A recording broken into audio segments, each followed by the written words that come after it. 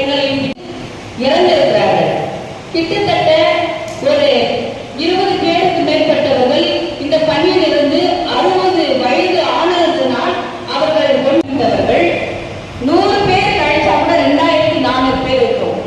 இதுல 10% மாநில மாநாட்டுக்கு வர வேண்டும் என்று எதிர்பார்த்தோம். ஆனால் 5ஆம் தேதி ஒவ்வொரு வருஷமும் சம்பளத்தை உயர்த்தாத படிக்க போய் அதுக்காக கோரிக்கைகளை வைத்தோம்.